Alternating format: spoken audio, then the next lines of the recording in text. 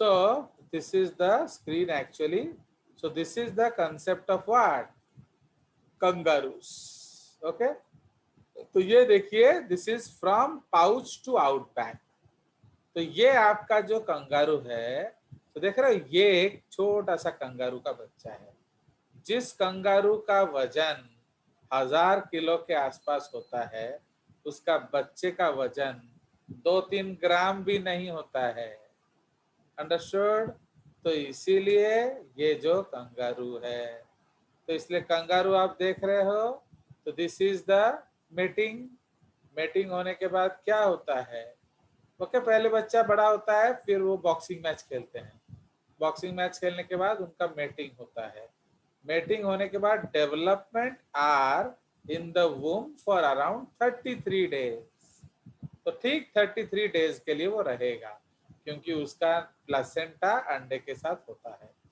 But mother kangaroos can delay birth until conditions are right. इसलिए mother kangaroo क्या करेगी? वो उसको पाउच में डेवलप कराएगी। Fine. So this is called pouch development. Once inside the pouch, the immature, okay, roux instinctively attaches to the teats.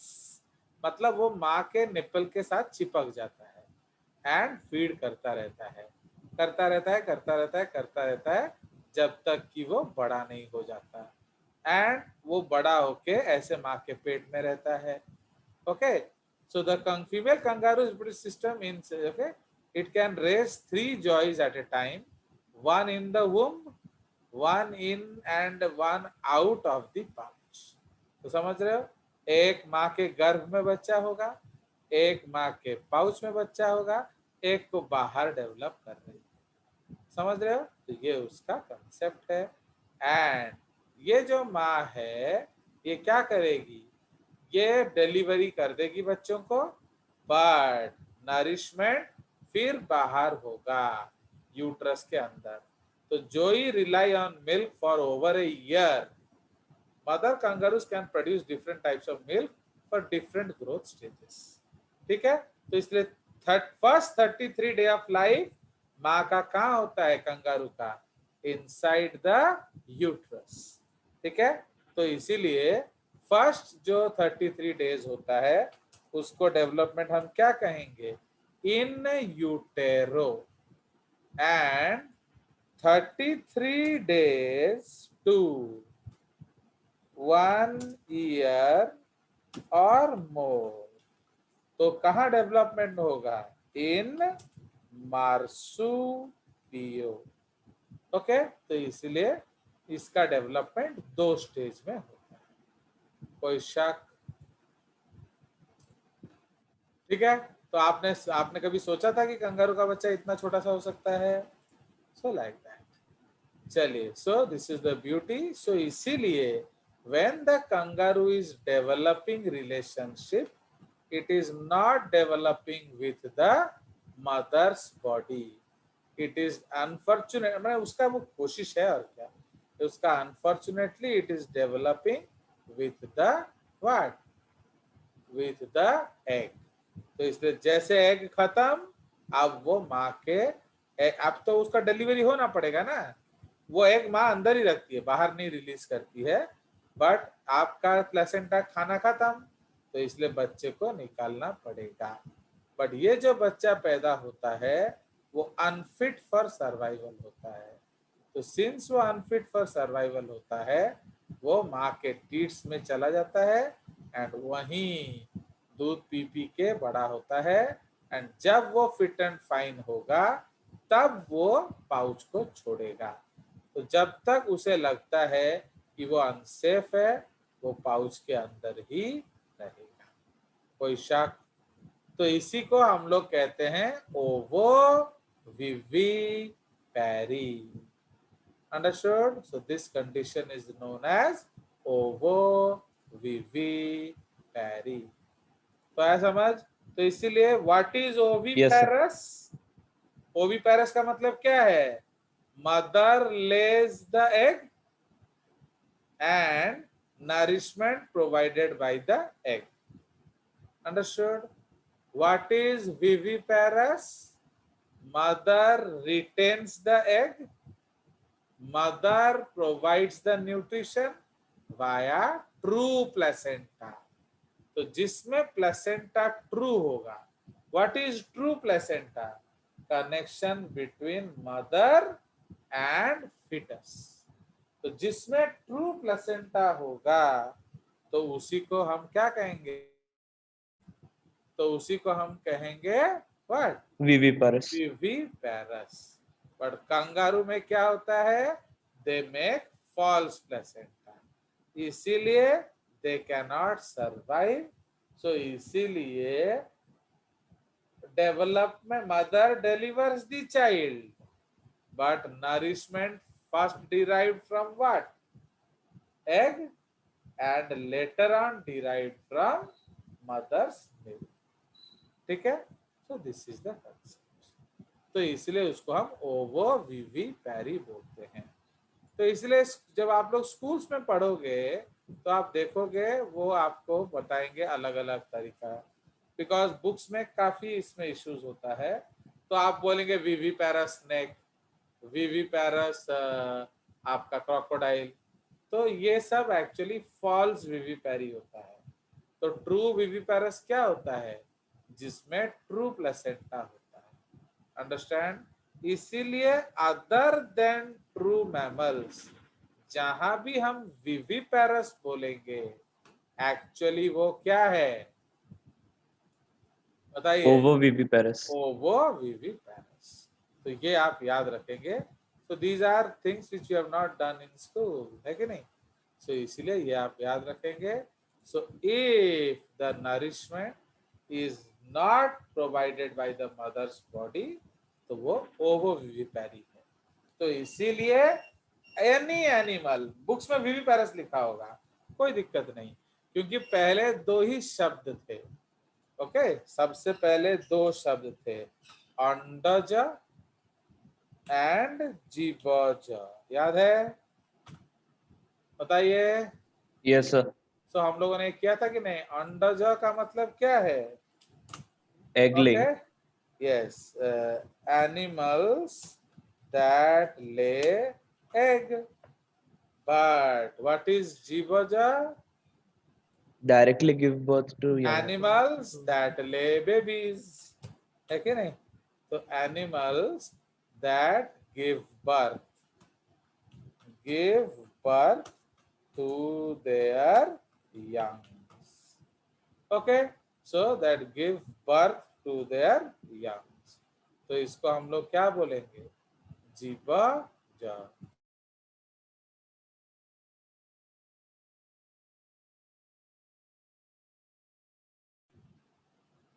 हो गया. सो ये हमारा इवन ओल्ड इंडियन क्लासिफिकेशन है.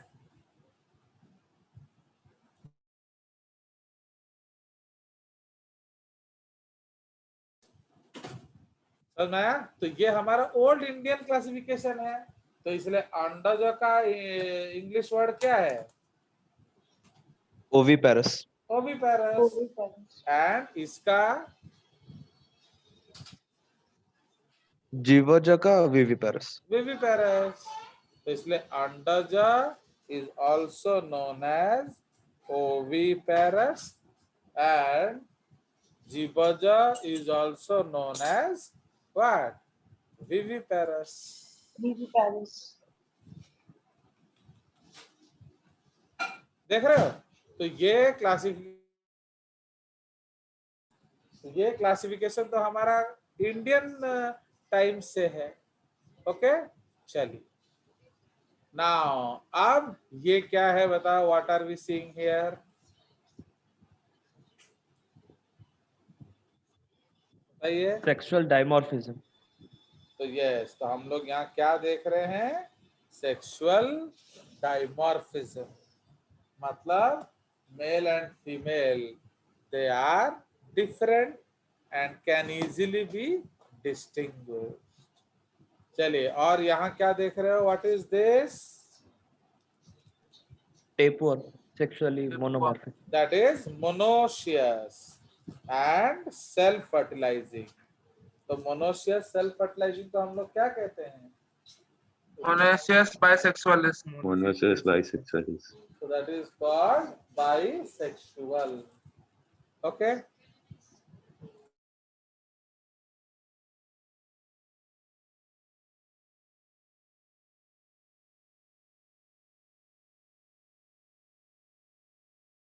तो समझ में आया? सो this is the concept. Okay, तो इसीलिए ये आपका एग्जांपल मैंने आपको दे दिया है. ये है फ्लैटवर्म टीनिया. तो टीनिया दो तरह का हो सकता है. एक जिसका होस्ट पिग है एंड दूसरा जिसका होस्ट काओ है. तो पिग वाले को हम क्या कहते हैं? Taenia solium. एंड काओ वाले को क्या कहते हैं? टीनिया साजिनाटा. अंडरस्टूड? Yes, sir. चलिए, तो अब ये जो कंसेप्ट है आपका, तो this is what is very very important now. और हम लोग यहाँ क्या देख रहे हैं? तो we are seeing two earthworms. They are crossing with each other. Okay, but earthworm क्या होता है? अर्थवर्म एक हार्माफ्रोडाइट होता है. मतलब क्या है? उसका दोनों जो पार्टनर हैं, माने each worm has both male and female parts, है कि नहीं? तो ईच जो है it has both male and female parts. But problem क्या है बताओ? दे अलग डोंट अलग टाइम पर different मैच्योर time पे mature होते हैं. They don't fertilise each other. तो इसलिए अभी मिलन हो रहा है. तो अभी जो मिलन हो रहा है इसमें दोनों ही एक्चुअली मेल है. समझ रहे हो? क्योंकि फीमेल पार्ट देर से मैच्योर करता है. Understood? The female part matures late. तो इसीलिए दोनों ही मेल हैं. फाइन. बट फिर हम उसको होमोसेक्सुअलिटी क्यों नहीं बोलते हैं? क्योंकि एक्चुअली जब फर्टिलाइजेशन होता है तो मदर क्या करती है? मेल क्या करता है? वो फीमेल के स्पर्माथिका में स्पर्म्स को डाल देता है. अंडरस्टूड? तो इसीलिए अभी जो मेटिंग है दोनों ही मेल है. ये लोग 69 पोजीशन में खड़े हो जाते हैं. 69 मतलब क्या है? Opposite to each other. Okay, दोनों का माउथ ऑपोजिट डायरेक्शन में होता है. तो दैट इज कॉल्ड 69 पोजीशन. आप तो वो लोग क्या करेंगे? ये हम लोग अर्थवर्म में भी पढ़ेंगे. तो वो लोग क्या करेंगे? So they will cross each other. Male will deposit the sperm in the. तो male will deposit the sperm where? In the spermatheca of the female.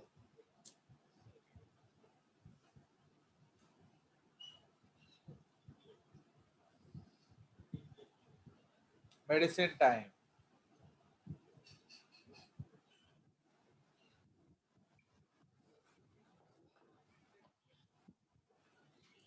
चलिए, सो इसीलिए दोनों ही केस में फीमेल रेडी नहीं है, फिर भी हम इसको होमोसेक्सुअलिटी नहीं बोलते.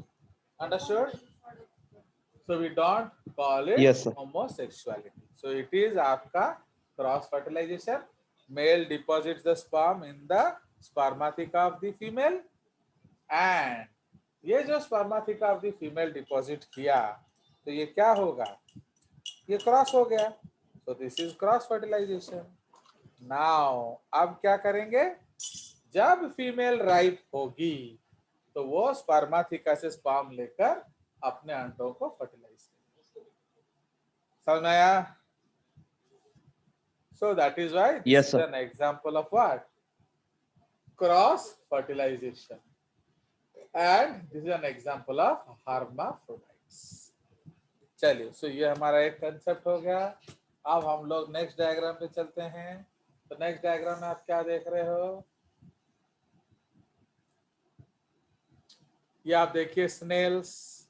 ठीक है, ये आपका स्टारफिश, ये आपका स्लग्स. तो ये सब जो हैं ये इसमें मोनोशियस भी हो सकते हैं, डायोशियस भी हो सकते हैं. ठीक है, ये देखिए, तो यहाँ हम लोग क्या डिस्कस कर रहे हैं, फर्टिलाइजेशन। तो देख रहे हो, तो male and female they are moving, तो they have release the eggs, and ये जो मिस्टी मिस्टी व्हाइट कलर का है, that is what, that is the sperm spray. तो दे आर ऑल स्पर्म्स। तो इसीलिए sperm is released very close vicinity of the egg, तो chances of fertilization are higher.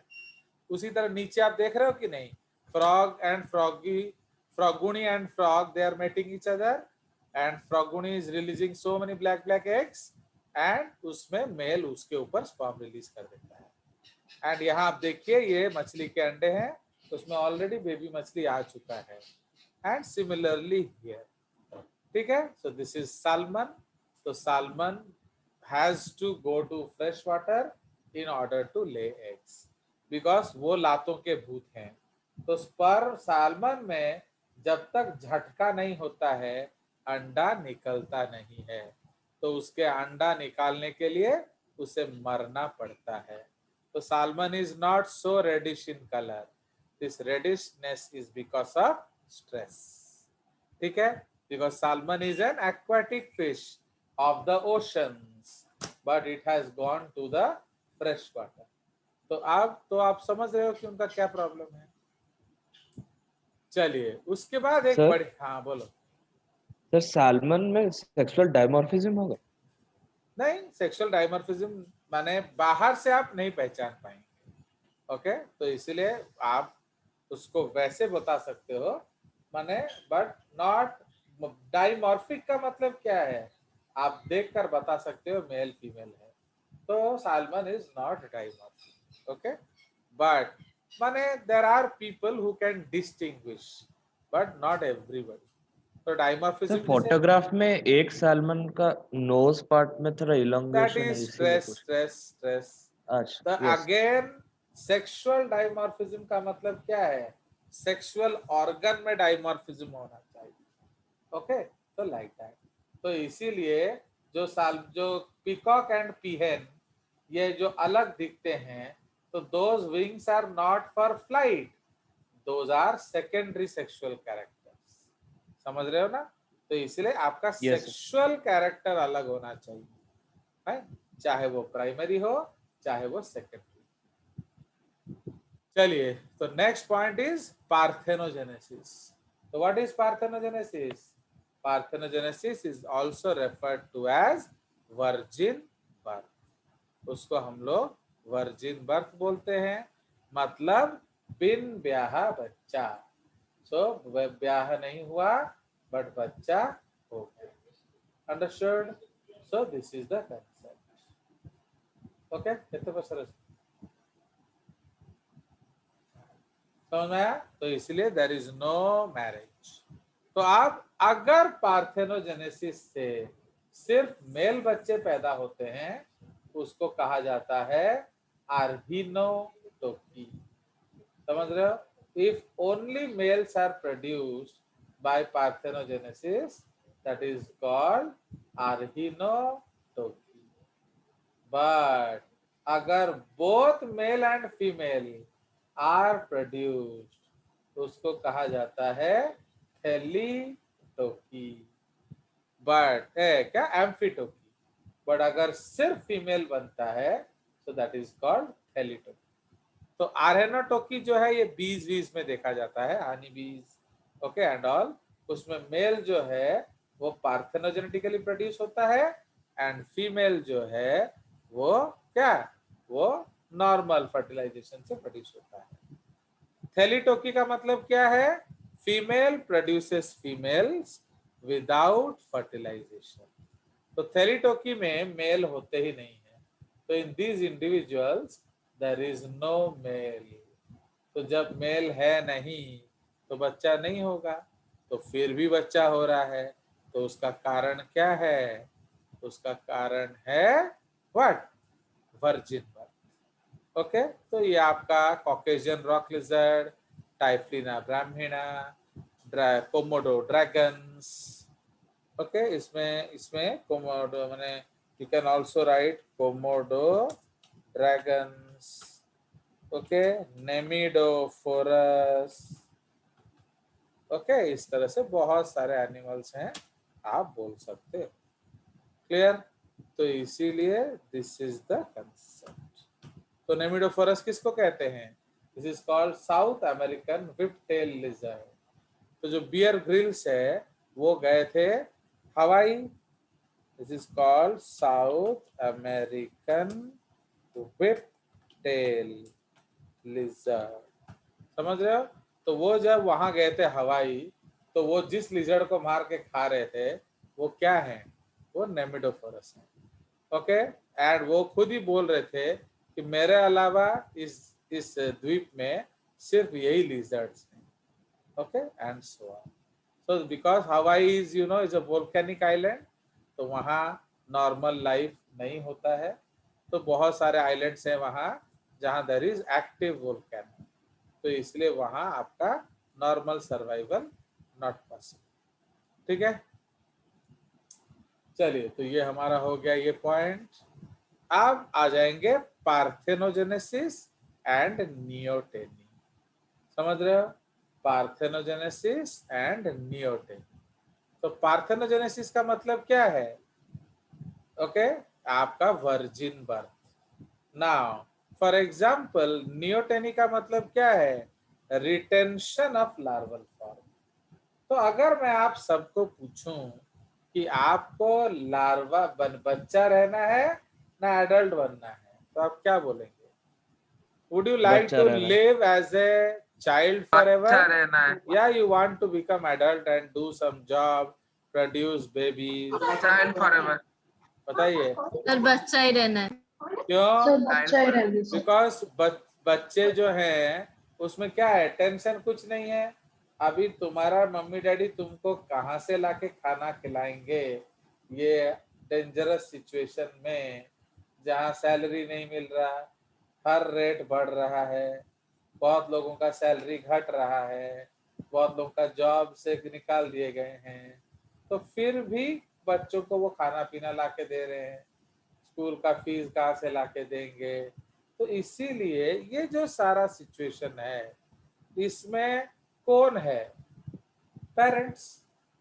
तो अगर आपके फादर जॉब करते हैं तो वो टेंशन फादर का है, अगर आपके मदर जॉब करती है तो वो टेंशन मदर का है, अगर आपके दोनों फादर मदर जॉब करते हैं तो ये टेंशन दोनों का है। तो इसीलिए प्रॉब्लम क्या है? So now the situation is so hard, तो how to survive?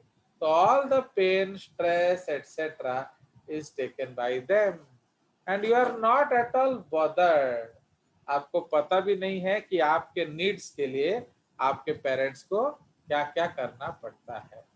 Understood? Sometimes they may have to kneel down in the office also and so on। तो इसलिए कभी कभी बॉस से गाली भी खाना पड़ता है and so on। तो and इसीलिए तो इसलिए जब आप बच्चे रहते हो तो आपको किसी चीज का टेंशन नहीं रहता। तो इसलिए everybody loves to be a what?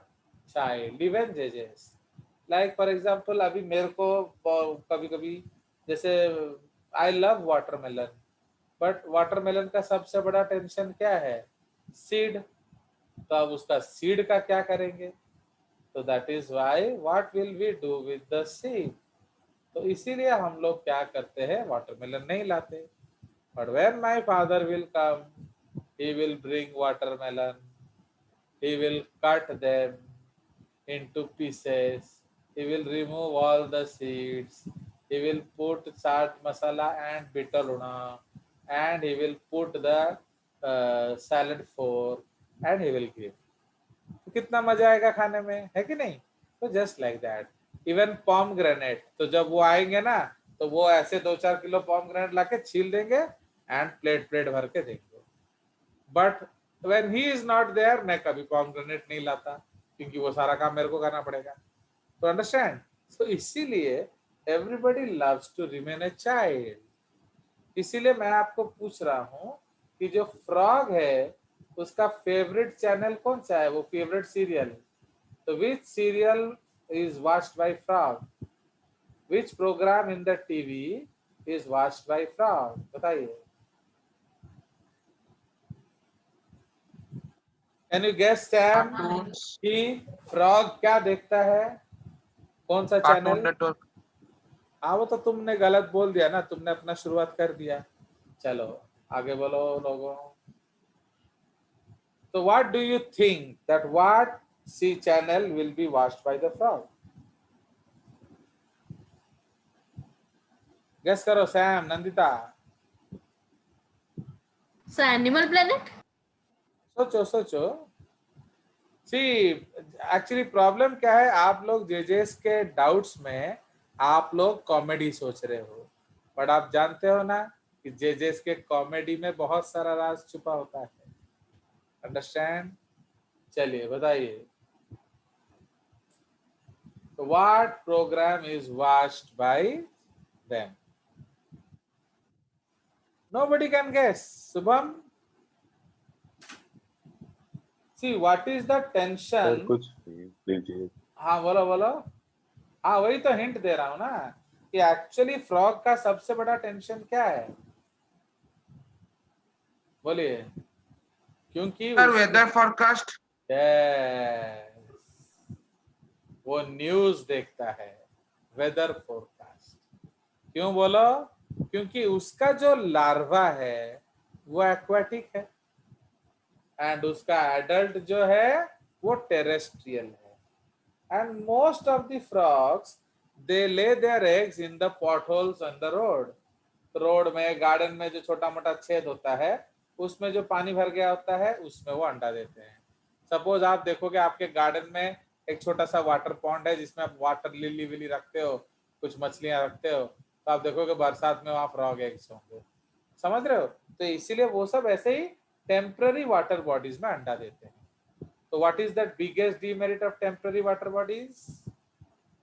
वो सूख पानी पानी जाएगा, कभी भी टेम्पररी खत्म हो सूख सकता है। जाने वो का सूख चांसेस जाने है। का पानी चांसेस। हो सकता है, नहीं भी हो सकता। तो इसीलिए तो अगर सूख गया तो उसके पहले इसे क्या बनना पड़ेगा?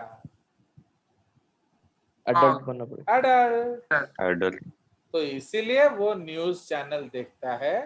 अगर न्यूज चैनल बोल रहा है अभी 15-17 दिन तक बारिश की झड़ लगी रहेगी, तो what they will do about Metamorphosis? Eggs. अंडा देंगे। वो मेटामॉर्फोसिस करेंगे ना एंजॉय करेंगे? मेटामॉर्फोसिस बोलो। करेंगे। स्थितो ने पूरा प्रण कर लिया कि मैं जिंदगी भर गलत आंसर दूंगा, है कि नहीं? And all of you can take hint from स्थितो। स्थितो जो आंसर देगा वो कभी नहीं होगा, इसलिए आप फिर दोबारा आंसर सोच सकते हो। बताइए। तो अगर बरसात और 15 दिन रहेगा तो विल इट वेट करेंगे चेंज ना, या विल इट वेट? एंजॉय करेंगे। वेट हाँ करेंगे, Wait. वेट करेंगे। तो वो रहेंगे। ओके। और देर तो जैसे आप लोग जब स्कूल जैसे सब देखो सब अभी क्या है ना, कोरोना टाइम से तो हर कोई न्यूज में क्या सुनना चाहता है कि कब स्कूल खुलेगा, है कि नहीं? तो everybody is bothered to listen when it is going to reopen. But जब नॉर्मल डेज में स्कूल खुलता था, माने नॉर्मल डेज में, एंड जब छुट्टियां खत्म हो रही होती थी, तो what are you trying to know या सी या हियर इन द न्यूज?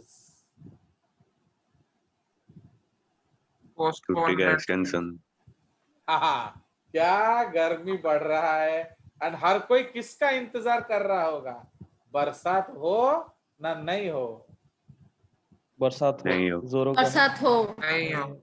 नहीं हो बेवकूफ, क्योंकि अगर बरसात नहीं होगा, घनघोर धूप होगा, तो क्या होगा उड़ीसा में? छुट्टी एक्सटेंड हो छुट्टियां इंक्रीज जाएगा। हो जाएगी। समझ आया? तो इसीलिए अभी तो आपको स्कूल आने का इच्छा होता है ना, पहले थोड़ी इच्छा होता था। तो पहले छुट्टी खत्म होता था तो मन करता था और 10-12 दिन खींच जाता यार, है कि नहीं? तो लाइक दैट। सर बरसात होगी तो हम बहाना भी तो मार सकते हैं ना कि सर बरसात हो रही थी, नहीं आ सकते। सुनो, आप तो डीएवी सीएसपुर का रूल जानते हो कि नहीं कि दुनिया में what is the full form of DAV? बताओ।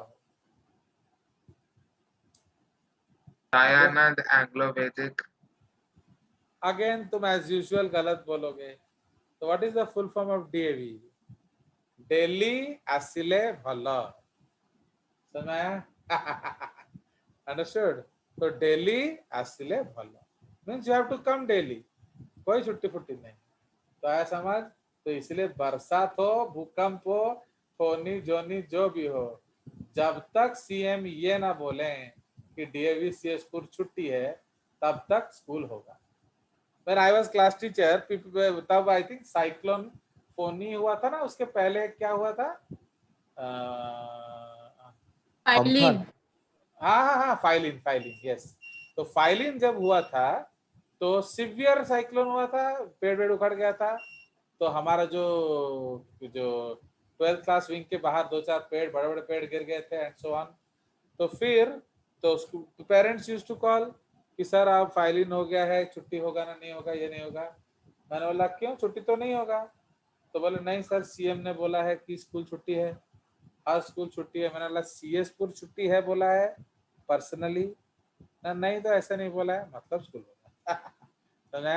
तो लाइक दैट सैम, इसलिए छुट्टी का कोई सवाल नहीं है। अंडरस्टूड। तो इसीलिए व्हाट यू शुड एक्सपेक्ट कि और गर्मी पड़े और लू चले, तब जाके थोड़ा एक्सटेंशन मिलेगा और कुछ देर और मजे करेंगे और क्या। तो लाइक दैट। बट अभी क्या है, इतना छुट्टी हो गया है कि लोग चाहते हैं कि किसी ना किसी तरह खुल जाए, है कि नहीं? चलिए, so this is the story. तो इसीलिए इवन फ्रॉग्स जो हैं, what they are expecting, they are expecting rain. तो इसलिए they will go and watch TV channel in Sam's house, and अगर उधर उनको सुनाई दिया कि बरसात और होगा तो वो मेटामॉर्फोसिस को डिले कर देंगे।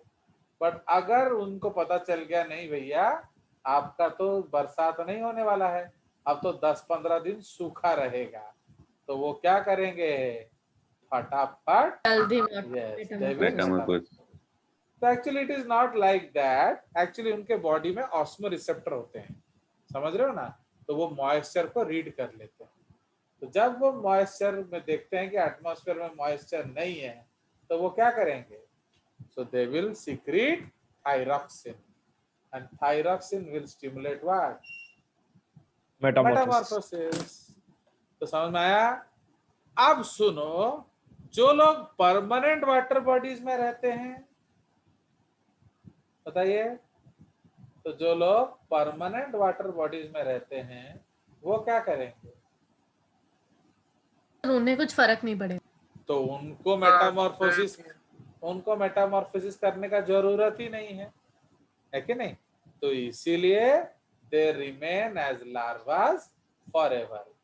ठीक है जी। तो उनको परमानेंट लार्वा बोला जाता है। बट हमारा पी को तो शांति नहीं है, वो कुछ ना कुछ खुड़ करेगा। अब वो लेकर क्या करेगा? उनके ऊपर थायरॉक्सिन डाल देगा। तो what will happen? They will metamorphose. समझ रहे हो? तो इसीलिए नियोटेनी जो है वो 3 तरह का होता है। पार्शियल नियोटेनी जो कुछ दिनों के लिए होता है, अंडरस्टूड, जैसे फ्रॉग्स में होता है, ये हर समय most common type of neoteny है। बट इंटरमीडिएट नियोटेनी का मतलब क्या है? तो ये लोग परमानेंट वाटर बॉडीज में रहते हैं। तो सिंस ये लोग परमानेंट वाटर बॉडीज में रहते हैं, इनको मेटामॉर्फोस करने की जरूरत नहीं है। बट अगर इनको आप लेकर कर देते हो स्टिमुलेट, तो वो मेटामॉर्फोसिस कर जाएगा। समझ में आया? तीसरा एंड फाइनल एग्जांपल है टोटल नियोटेनी। मतलब ये भूल गए हैं आपका नियो क्या, दे हैव फॉरगॉटन मेटामॉर्फोसिस। तो इनको अगर तुम थायरॉक्सिन के बाल्टी में भी डाल दोगे तो भी ये मेटामॉर्फोसिस नहीं करेंगे। Why? Because they have lost what? The ability to metamorphose. Yes, they have lost the thyroxine receptor. समझ रहे हो? तो they have lost the thyroxine receptor. Okay चलिए। सर हाँ बोलिए। सर अगर उनका एडल्ट स्टेज है ही नहीं तो हमें पता कैसे चला कि यही लार्वल स्टेज है? अब वो तो आपको बताना पड़ेगा। तो आप कैसे बताएंगे, बताइए कि ये लार्वल स्टेज है? क्योंकि तुम्हारा क्वेश्चन तुम ही आंसर दोगे, वो तो जेएस का रूल है। बताइए। तो how we will say that it is a larva, why it is not an adult? बोलो, बहुत सिंपल सा आंसर है। सर क्लोज रिलेटिव का लार्वल स्टेज के साथ कुछ सिमिलरिटी है? नो, सोचिए सोचिए, एक्चुअली आप लोग का भेजा को इस्तेमाल करिए, ये जो अनयूज्ड ब्रेन्स हैं आपके, उनको थोड़ा यूज करिए।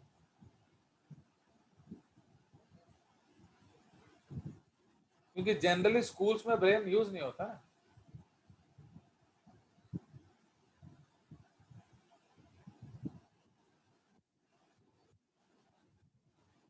We don't have all day.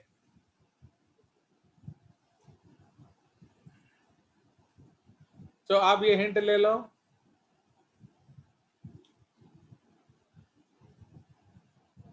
I've given you hint. Land में जो उसका रिलेटिव हो